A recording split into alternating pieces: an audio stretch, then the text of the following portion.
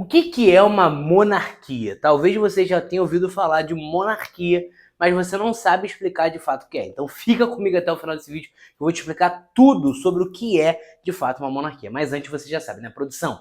Roda a nossa vinheta, produção.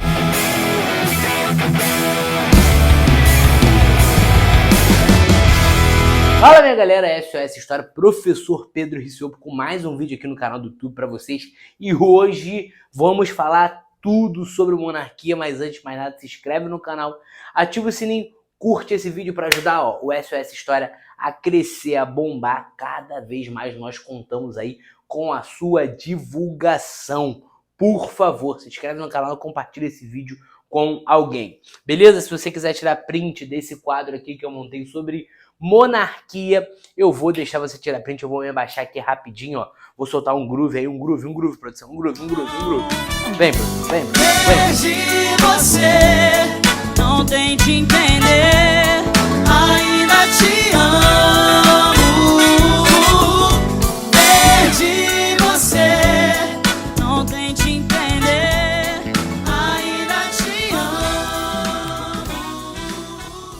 Galera, falando sobre monarquia, monarquia é um sistema, uma forma de governo que se estabelece em diversos países. Até hoje nós temos vários países aí que são países monárquicos e basicamente quase sempre ela é hereditária, ou seja, ela passa de pai para filho, beleza? Vai sendo herdada ali através de uma dinastia. Então a gente pode colocar esse termo aqui, ó, que vai ser dado através de uma dinastia. Isso aqui é muito importante, dinastia, tá? Geralmente é uma pessoa que fica no poder até ela morrer. E nós temos alguns tipos de monarquia existentes. Por exemplo, a monarquia parlamentarista, que muito se confunde, né? Se assemelha ali à monarquia constitucional. Elas podem até existir no mesmo momento. Uma monarquia parlamentarista também pode ser constitucional. Basicamente, uma monarquia parlamentarista é um sistema em que o rei ele tem os seus poderes limitados ali por um parlamento. O que é o parlamento? O parlamento é um grupo de políticos, de representantes, que geralmente são eleitos, escolhidos pelo povo através de eleição direta, e nós temos ali esse rei submisso ao parlamento. A gente vai ver, por exemplo, um exemplo clássico disso é a Inglaterra. A Inglaterra é um clássico exemplo de monarquia parlamentarista. Nós temos os poderes do rei sendo reduzidos através de um parlamento. Então, basicamente, o soberano, o rei, ele é o chefe do Estado. Mas quem governa, de fato, é o primeiro-ministro, que é o chefe de governo. Então, o primeiro-ministro é o chefe de governo, é ele que, de fato, governa.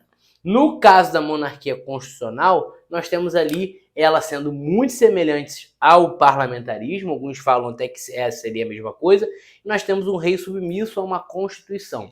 Então, é essa monarquia constitucional a uma submissão do rei a uma constituição. A gente tem o exemplo da Inglaterra e o Brasil também chegou a viver um sistema de parlamentarismo assim. Não sei se você lembra durante o Segundo Reinado.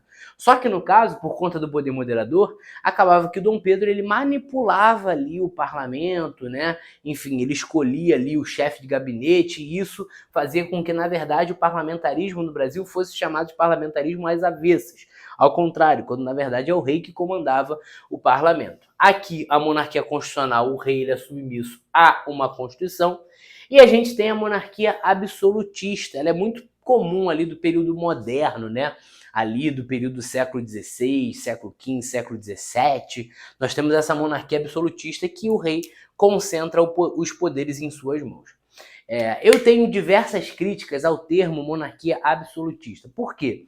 Porque no conceito de monarquia absolutista, o rei ele vai legislar, ele vai executar as leis, os poderes ele fica nas mãos do monarca ali hiperconcentrados e vai julgar os transgressores. Um dos mais exemplares ali de monarquia absolutista é o Luís XIV, que falava que ele era o rei sol, né? Que tudo girava ali em torno dele. Só que, assim, por que eu tenho críticas a esse sistema de monarquia absolutista? Porque não tem como um governante ele governar sozinho. ele independer de outros poderes, né, de outros grupos políticos. Então, né, o governante, esse rei, por mais que ele tenha poderes mais concentrados, ele depende de um clero para legitimar o seu poder, ele depende de uma nobreza para fazer alianças ali, relações através de trocas, né, de cargos ali sendo dados para essa nobreza, ele depende do exército. Então, a gente hoje entende muito mais como uma monarquia polissinodal, é o termo mais utilizado, do que propriamente monarquia absolutista, né? Absolutista dá aquela ideia de um poder absoluto nas mãos do rei. Mas será mesmo que é absoluto? Será que ele consegue concentrar amplos poderes e não depender de ninguém? Muito difícil, né, gente? Um governante não depender ali, não ter laços, alianças, trocas de favores sendo estabelecidos. Nós temos também a monarquia eletiva. Ela é escolhida do rei por famílias, a escolha do rei é feita por famílias ou colegiado. Interessante perceber que a monarquia, gente, se eu, por exemplo, se tivesse diarquia, seriam dois. Monarquia, esse monarquia é o poder de uma pessoa só, que geralmente é governado, como eu falei, através de dinastias. Nesse caso aqui, quando é escolhido por famílias ou colegiados, esse cara que vai ser eleito, ele governa de forma vitalícia, mas a gente tem, por exemplo, um caso que é o Vaticano. O Vaticano é um tipo de monarquia eletiva. O Papa, ele é escolhido através de um colegiado, de um grupo de pessoas, e ele vai governar ali até a sua morte ou até a sua abdicação. Então essas são as principais formas de monarquias que nós temos, e esse é um resumão que eu montei para você sobre monarquia. Curtiu esse vídeo? Deixa seu like, se inscreve no canal, ativa o sininho, compartilha esse vídeo e vamos pra cima. Não tente entender, ainda te amo.